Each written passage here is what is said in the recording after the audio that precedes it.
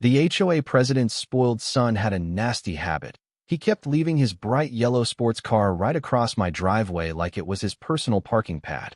And whenever I confronted him, he'd shrug it off, claiming he needed the spot and didn't care if I had somewhere to be. He had no idea that his attitude was about to earn him a ticket, a tow, and a completely wrecked Porsche all in the same night. But I should rewind first. My name is Chad Reed, and I live by 3 principles.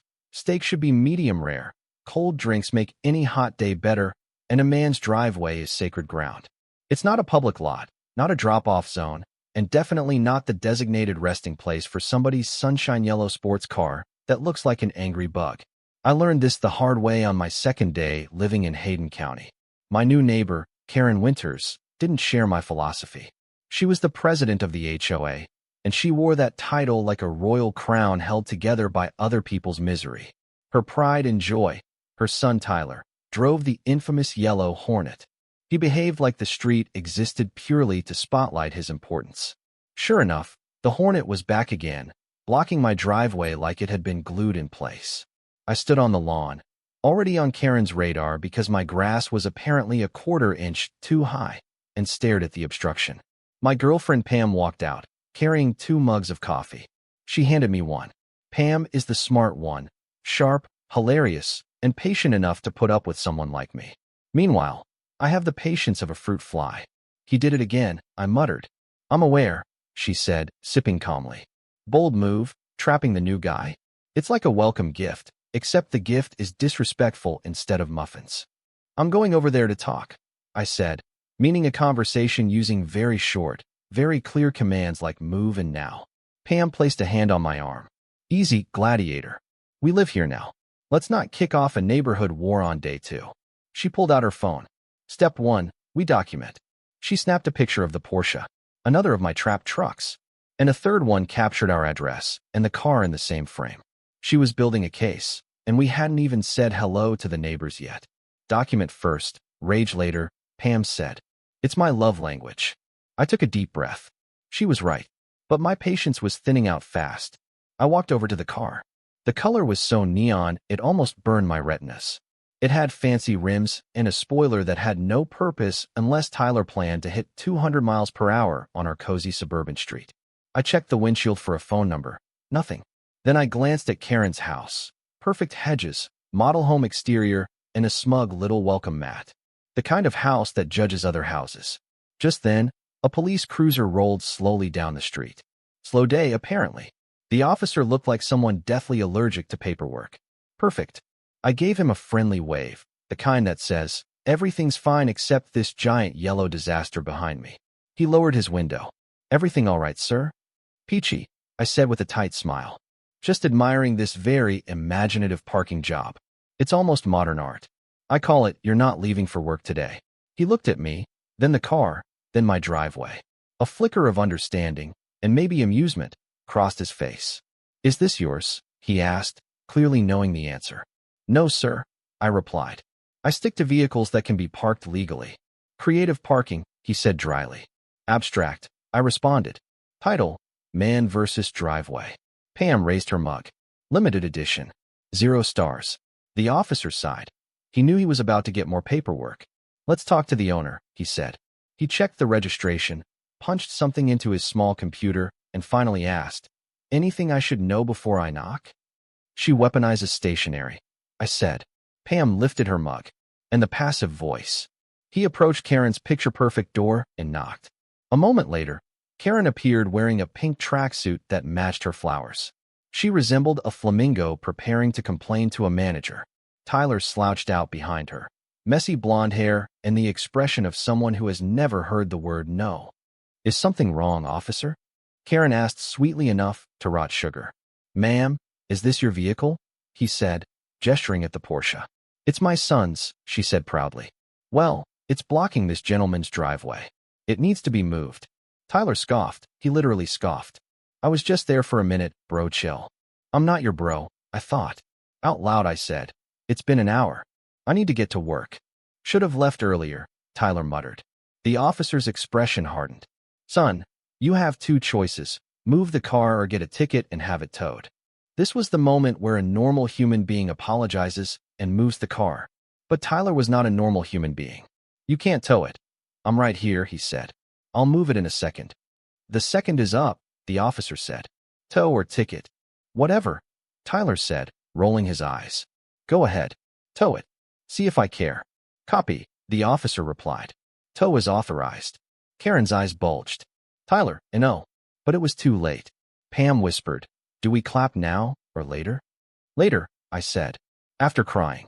The tow truck arrived faster than anyone expected, less than 10 minutes. It lumbered onto the street like a giant metal beast, driven by a guy who looked like he arm-wrestled grizzly bears for entertainment. He stepped out, sized up the scene, and grunted, one deep, unimpressed sound. He did not care about the drama. Karen marched up to him, snapping like an angry chihuahua in a pink tracksuit. "If you scratch that car, I will own your company," she barked. He tapped the badge on his vest. "Ma'am, the city owns the curb. I'm only leasing the chains." Pam leaned toward me and stage whispered, "Do we clap now?" After the tears, I said. Tyler puffed up his chest. "Bro, don't mess up the paint." The tow driver deadpanned. "I'll try not to damage the illegal suspension either." Officer Miller didn't even blink. "He warned you, son. Move it or tow. You chose to. This is harassment." Karen hissed. Pam lifted her phone. "This is a 4K resolution." The tow driver hooked up the car. Tyler tried to look cool, but I saw the panic seeping in. His little defiance move was collapsing. When the truck's lift engaged, the back wheels of the yellow Hornet rose into the air like a sacrifice to the gods of stupidity. And then, a horrible cracking sound. Not metal bending, something far more expensive. The car lurched sideways. The tension cable snapped tight, and the front of the car slammed into the ground with a violent thud. The hood buckled like a soda can under a boot. Everyone froze. The tow driver muttered a curse. Tyler's jaw practically hit the pavement. Karen shrieked loud enough to scare a bird out of a nearby tree. The driver crouched to inspect the damage. "Well, there's your problem," he grumbled. "Aftermarket coilovers. Cheap ones. Not designed for lifting. Snapped instantly." He gestured at the crumpled hood. "That's gonna leave a mark." Tyler looked nauseous. His shiny toy was ruined. Karen spun toward me, her face redder than her tracksuit. "You did this," she screeched. I held my hands up. "I literally stood here trying to go to work. Your son said go ahead and tow it." The officer heard him. Officer Miller nodded while writing in his little notebook. The tow driver lowered the crippled car to the street. It sat there like a defeated yellow animal. The battle was won, but judging by the fire in Karen's eyes, the war had barely begun. The following days were eerily calm. No Porsche, no shouting, just Karen passing our house while glaring with enough intensity to curdle milk. Pam told me to stop smiling and waving at her. I told Pam the bear deserved a little poking. Then the letters started. Official HOA notices. Very official.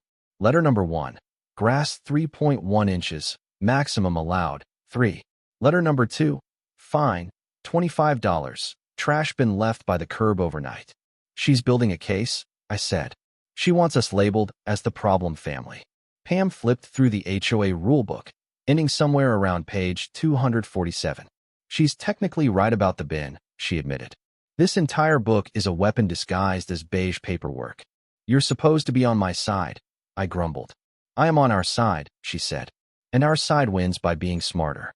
"She wants you to explode. She wants you to yell. We're not doing that. We'll document everything." And so I made a decision. I installed cameras. One above the driveway, one covering the porch, one watching the side fence. Motion activated, HD footage, my personal TV channel dedicated to Karen and Tyler's chaos. Pam pretended it was for security. We both knew it was for evidence. About a week later, at 2 a.m., my phone buzzed. Motion detected. I opened the live feed. A dark hooded figure approached my truck. Something metal glinted in his hand. He dragged it across the length of my truck. The sound, faint but unmistakable, made my stomach twist. I shot up. Someone's messing with my truck. Pam was instantly awake. I ran to the window, but the figure vanished between the houses like a rat in the dark. I wanted to sprint outside. I wanted to scream into the night. But Pam's words echoed. "Don't do something stupid." "Did the camera catch him?" she whispered. "Oh yeah," I said, pulling up the recording, hands trembling. We watched the clip. The figure stepped briefly under the street lamp, just long enough for the camera to capture a perfect, clear image. The hood slipped back. Tyler, holding a key, scratching the entire side of my truck down to the metal. The malice was unmistakable. I felt rage boil through my chest. Coward. Nighttime. My property. I'm calling the police, I growled. The damage? Worse than I thought. A long, deep wound carved across both doors. Repair estimate. Thousands. I felt the anger rising again, but Pam, bless her tactical genius, was calmly filming me. What are you doing? I asked. Documenting. Again. She was always 2 steps ahead. Officer Miller arrived. Same tired eyes. Same calm voice. Any idea who did this? He asked. I don't want to guess, I said. I'd rather show you. Inside, I played the footage. Tyler's face. The key. The timestamp. The perfect view. I handed a copy to the officer on a flash drive. We even got a running commentary from Buddy, who wandered over mid-viewing. He keyed it in pajama pants? Peak criminal fashion. Officer Miller nodded. Clear face, continuous shot, timestamp. This is great. Most people only film a shoe. Pam offered him coffee. He shook his head. All I need is for everyone to keep being this reasonable. Then I realized something. A beautifully petty idea. I began repeating my statement, clearly, slowly, right into his body cam. And as you can see, that is Tyler Winters, I said, son of HOA President Karen Winters, who lives next door. I saw no reaction from Miller. But inside, I knew. My words were now part of an official, public, requestable police report. Karen wanted paper trails? Fine. I'd give her a 6-lane highway.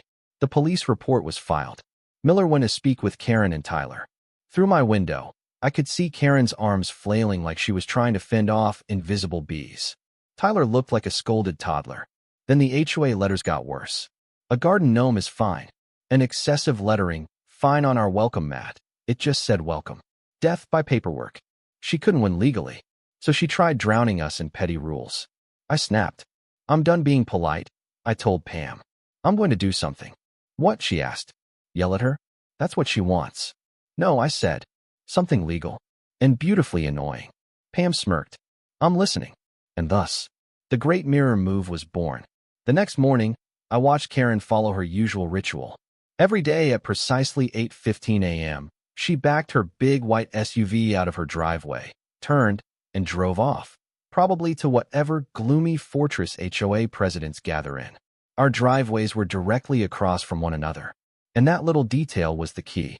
At 8:14 a.m. sharp, I walked out, climbed into my truck, started the engine, and slowly backed out, stopping exactly where my truck's side mirror sat 6 inches from hers.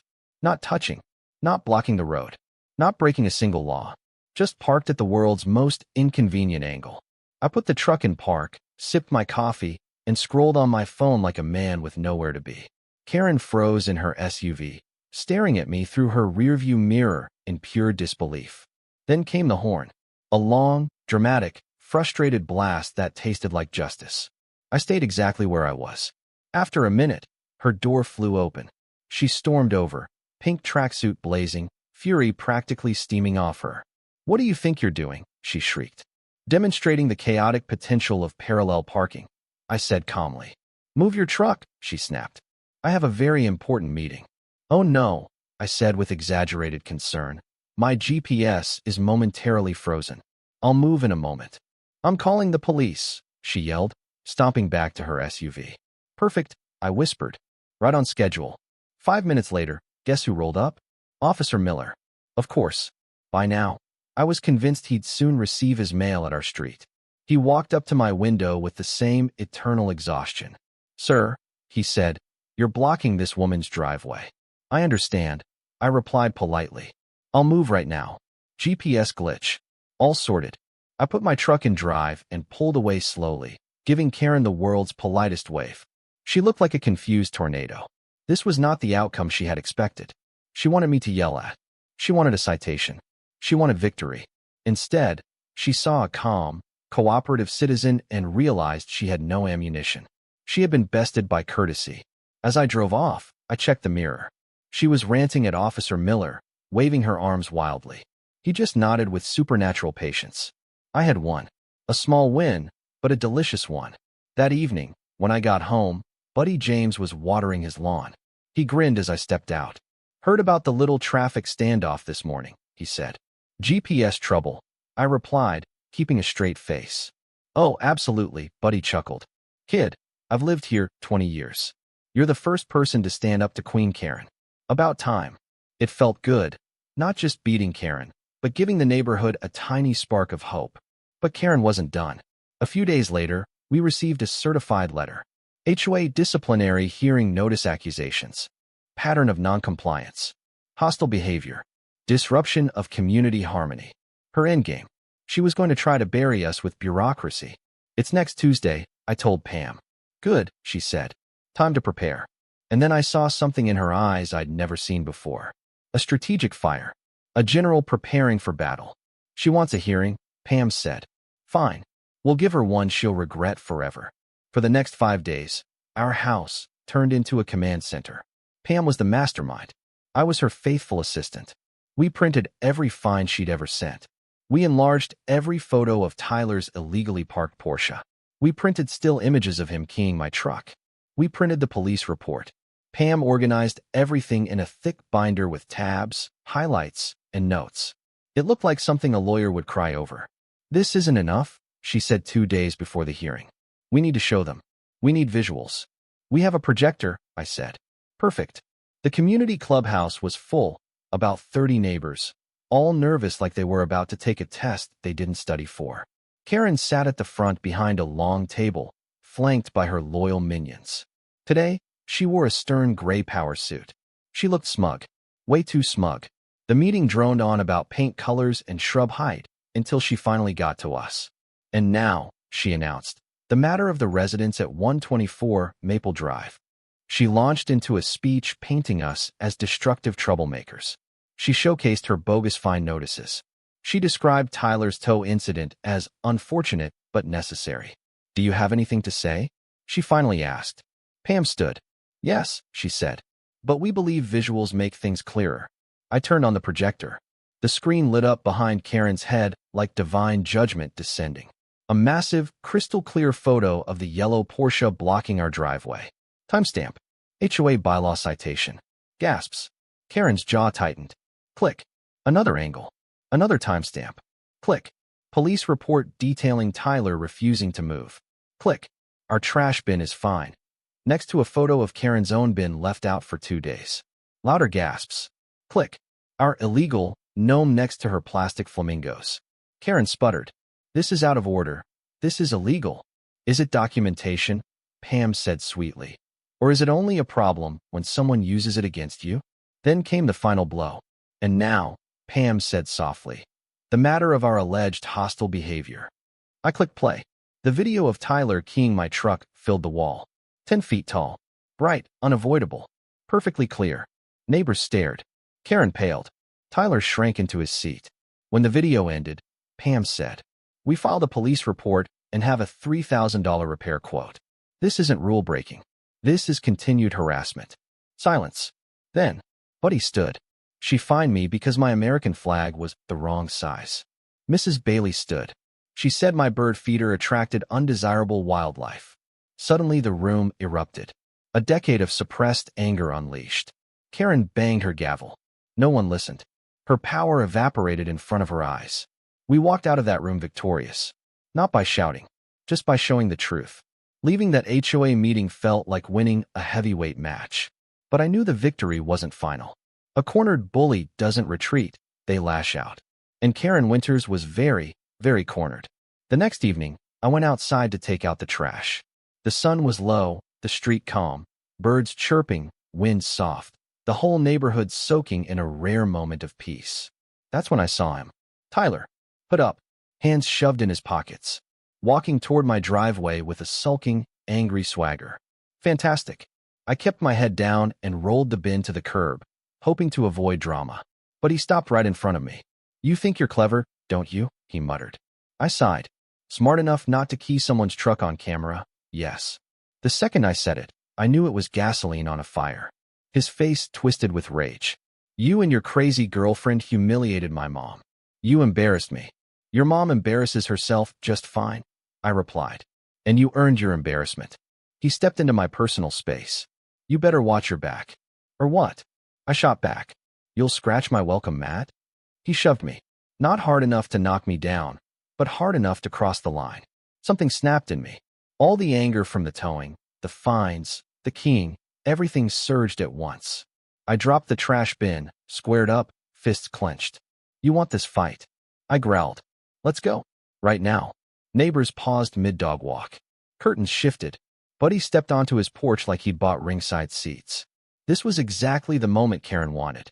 A public brawl. Me, the adult, hitting her poor son. Instant ammunition to get me arrested or thrown out. And at that moment, I didn't care. Tyler raised his fists, trying to look like some street fighter. Bring it on, old man. I'm 35, I snapped. Just as I was about to swing, the front door opened. Pam. She walked between us with the calm, unbothered energy of someone separating two toddlers fighting over crayons. Okay, boys, she said cheerfully. That's enough. His bedtime is in 10 minutes. The absurdity hit like a bucket of cold water. Tyler blinked. I blinked. A couple of neighbors snorted with laughter. Pam gently pressed her hand to my chest and nudged me backward. Chad, honey, if you're going to fight, at least change your shirt first. That one has a stain. Buddy called from across the street. Round over. Winner. Pam, by knockout sarcasm. I glanced down. Mustard stain. Damn. Pam kept walking me backwards toward the house. Tyler stood alone on the sidewalk, looking ridiculous while neighbors shook their heads and resumed their evening routines. Inside the garage, I leaned against the wall, adrenaline still buzzing. That was close, I said. I was about to punch him. I know, Pam said. And that's exactly what they want. He's a minor. You're not. You'd lose everything. She was right, of course. I'm sorry, I said. Don't apologize, she said, wrapping an arm around me. Just be smart. We're winning. The neighborhood is with us. Let's not screw it up. Then she smiled. Come inside. I'll make popcorn and we can watch a movie where other people punch each other. And just like that, my anger melted. That woman saved me. Again. The days that followed were different. The air felt lighter. Neighbors who used to speed walk past with polite nods now stopped to chat. The almost fight had been the final straw. They'd seen the true Tyler, the honest version. And they were done pretending. Buddy became our unofficial ally. He stopped by often, leaning against my freshly repaired truck with a beer in hand. Just so you know, he said one afternoon. Karen tried to find the Hendersons because their cat sat on her lawn. The cat? Pam asked. The cat, Buddy confirmed. She's unraveling. We spent evenings on our porch with Buddy, watching the small theater of Karen's unraveling sanity. Karen measuring someone's garden hose with a tape measure. Karen photographing a kid's bicycle left out for 5 minutes. Karen adjusted her flamingos aggressively, like they were her soldiers. She was doubling down, but no one feared her anymore. Even Officer Miller seemed on our side. His patrol car rolled down our street slowly every day now, probably out of habit. One afternoon, he pulled over while I was mowing the yard. Sir, he said without getting out, the prosecutor's office accepted the vandalism case. They'll be contacting the boy's mother about restitution and community service. So he has to pay for the truck? That's the plan, Miller said. Some lessons aren't learned until they cost money. He glanced at the garden gnome we had definitely set back in place. Cute gnome. Then he drove off. That was practically a joke from him. A high compliment. Meanwhile, Tyler tried a new tactic, showing off. He revved his newly repaired Porsche every day, tearing down the street like a mosquito with an engine. It was loud, obnoxious, and pathetic. A toddler tantrum, Pam said. A toddler with 500 horsepower, I added. Buddy shook his head. That kid's gonna wrap that thing around a tree one day. He wasn't wrong. At this point, the whole situation felt like a waiting game. Karen was powerless, but still present. Tyler was angry but holding back. We had evidence. We had allies, but no final chapter. Little did we know, the universe was about to deliver one. A giant, beautiful, unavoidable accident wrapped in orange cones and construction tape. A convoy of city trucks rumbled onto our street. Big diesel engines, beeping machinery, workers in reflective vests. They unloaded cones, barriers, and equipment like they were setting up a festival. Only, this festival involved dirt, trenches, and heavy machinery. I walked outside, curious. The foreman, A sunburned man with a white beard and a permanent squint sprayed bright orange lines across the pavement. Water main replacement, he explained. Gonna be digging right along here for a couple days. He drew the spray can right across the front of my driveway. Pam came out, hair in a messy bun, coffee in hand. What's all this? They're digging a trench, I said, watching the neon lines like a kid watching fireworks. Pam saw the look on my face immediately. Chad, she warned, don't even think about it. I'm not doing anything, I said innocently. Just going to enjoy the show. Buddy wandered over, holding a bagel. What's happening? Public Works, Buddy, I said. The universe just delivered a masterpiece. The three of us stared down at the painted lines like they were art. Because in a way, they were. By evening, the crew had constructed a full-blown construction zone. Dozens of bright orange cones. A web of plastic mesh fencing. 2 large reflective warning signs. Road work ahead, danger, open trench. Planks laid across my driveway, so I could still get in. An unmistakable perimeter of do not enter energy. It was impossible to miss. Impossible to ignore. If someone decides to ignore all of this, Pam said, eyeing the fortress of safety equipment, they deserve whatever happens. Absolutely, I said, sipping iced tea. Natural selection at work. We didn't have to wait long. The next afternoon, Tyler came home. His freshly repaired yellow Porsche turned the corner and slowed when he saw the construction zone. He revved his engine like the cones had personally offended him. He inched around the barriers and pulled into his driveway with exaggerated caution, clearly annoyed that the universe did not revolve around him. For the next hour, he did everything but kick the cones, washed his car aggressively, revved the engine repeatedly, revved it again for no reason, glared at the trench like it stole his lunch money. He was clearly working himself into a tantrum. Around 5 p.m., something snapped inside him. He jumped into the Porsche and screeched out of the driveway with a roar that echoed off every house on the block. Oh boy, I said, stepping to the window. Here we go. Pam appeared at my side. Buddy stepped onto his porch. Showtime. Tyler didn't just leave. He sped to the end of the street, performed a wild, screeching U-turn, and came roaring back in a full loop around the block. We could hear the engine the whole time. He was trying to impress someone, maybe himself.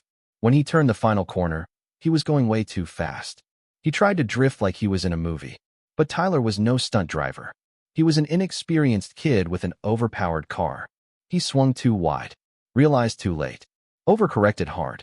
The Porsche fishtailed violently. And the universe said, perfect. He barreled straight at the construction zone. He dodged the first cone, clipped the second, plowed straight through the orange fencing like it was made of wet tissue paper. Then, the car's nose disappeared.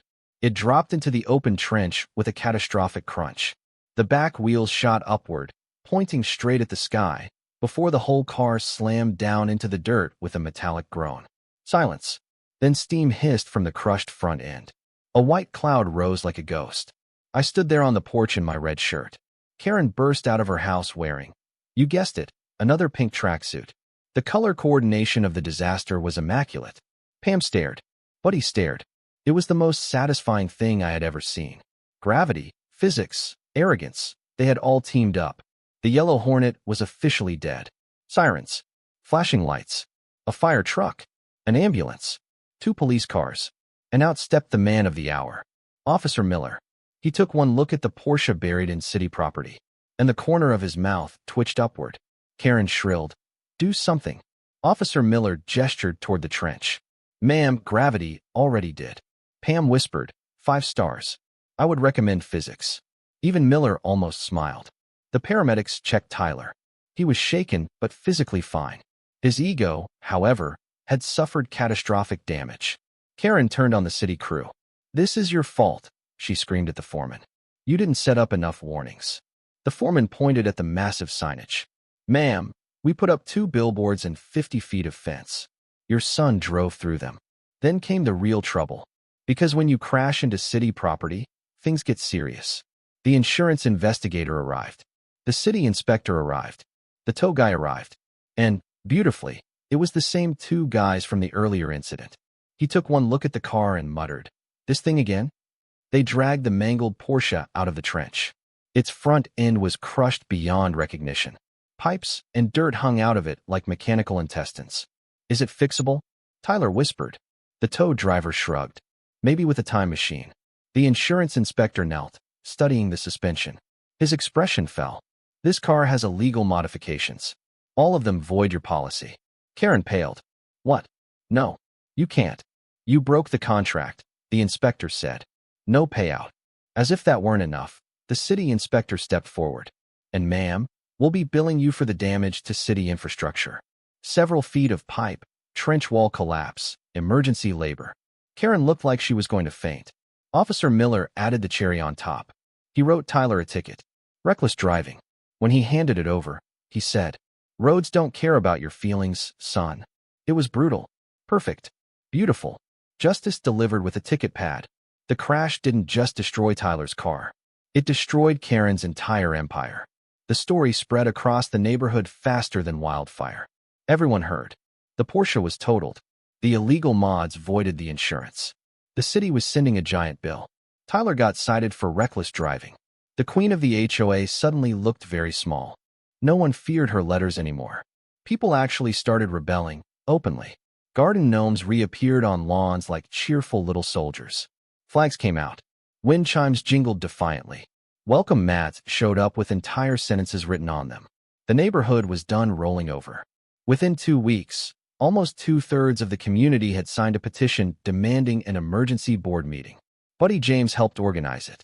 The vote wasn't close. Karen Winters was removed as HOA president. Instantly, a new board was elected. Buddy became vice president. One of their first actions? Audit the HOA's finances. Oh, the delicious karma. Turns out Karen had been using HOA money to pay for extra landscaping at her own home. Totally illegal. She got slapped with legitimate fines this time, ones backed by the whole board. No more crown for Queen Karen. Just consequences. Meanwhile, the prosecutor finalized Tyler's case. He was ordered to pay for every dollar of damage he caused to my truck. He had to complete 100 hours of community service. And they assigned him highway trash pickup duty. One Saturday morning, Pam and I were driving by and saw him in a large orange vest, picking up litter along the road. Pam said, Orange suits him better than yellow. She wasn't wrong. We spent a weekend repairing the small section of our fence damaged back when Tyler crashed. It was simple work, and it felt symbolic, closing the final chapter. While we were cleaning up, Buddy walked over holding something wrapped in cloth. Housewarming gift, he said. A little late, but better now. I unwrapped it. A beautiful brass plaque. Engraved. Gravity always wins. I burst out laughing. Pam laughed harder. We mounted it right onto the new fence post. The perfect memorial to the chaos we'd survived. As I tightened the last screw, I thought about everything. How angry I had been. How much I'd wanted to fight back physically. How close I came to losing control. How Pam kept me steady. She wrapped her arm around my waist and admired the plaque. You know, she said, we learned something important. Are illegal suspension mods dangerous? I joked. She nudged me playfully. No, that's sometimes the smartest way to win, is to step back, stay patient, and let the other guy destroy himself. She was right. Justice isn't always loud. Sometimes it's a camera, a police report, a projector at a meeting, a neighborhood banding together, and a perfectly placed construction trench. Peace returned to our street. The neighborhood was happier, friendlier, and lighter. Every time I walked past that brass plaque, I smiled. We didn't win with fists. We won with patience, proof, humor, and a helpful assist from physics. And it felt incredibly, wonderfully satisfying.